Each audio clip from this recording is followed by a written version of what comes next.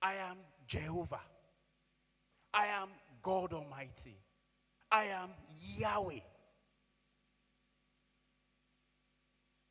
And as he appears of peace, isn't it? Thoughts of good, isn't it? Thoughts of a bright future, isn't it?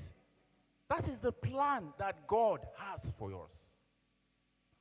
God remembered his covenant. And God was reminding them that I would not leave you nor forsake you. I will stand with you. I will defend you. I will deliver you from the hand of your oppressors. I have heard your cry. I have heard your prayer. I see your pains. I know what you are going through. But I will not leave you nor forsake you. That is what he's telling us today. That as Jehovah, that I would not leave you nor forsake you. And as God is to intervene in every situation, every step of Abraham's life, just like God looks at your life, God knows your life. God knows your beginning. God knows your end. He is the author and the finisher of our faith. He knows that these are the plans I have for you. So he was saying to Abraham, see that whenever God shows up, things always get better. Many of us can testify how God has showed up in our lives in times past.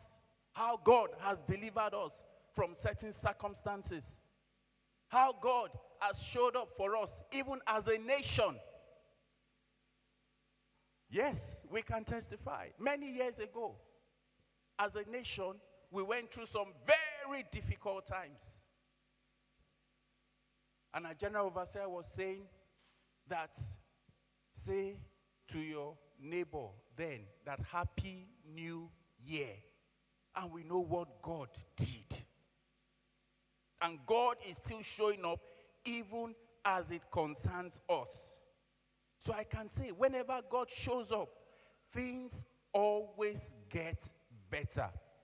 It's filled with many stories.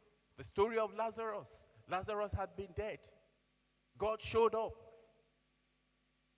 He came back to life. The woman with the issue of blood. God showed up. The situation that had disturbed her, that had been a burden, that had been shame to her, it turned around. So I want us this morning to just quickly look at 10 things in the life of Abraham. 10 things in the life of Abraham which we can relate to and see how God showed up. 10 things you can relate to even your own personal life. The first thing I want us to look at is what we find in Genesis chapter 12, verses 1 to 3.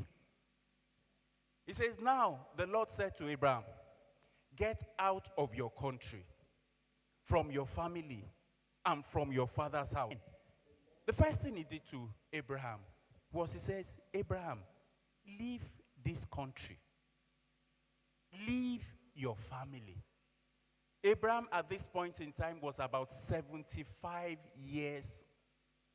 Imagine, for 75 years, you have been in a comfort zone. Everything you need was all around you. He had married, so he had a wife. And God said, Abraham, leave your country. Leave your family. Leave your comfort zone. That was the first thing that God did to Abraham. Abraham was a friend of God. So, for Abraham to leave, you can imagine, isn't it? You can imagine. And these are some of the things we face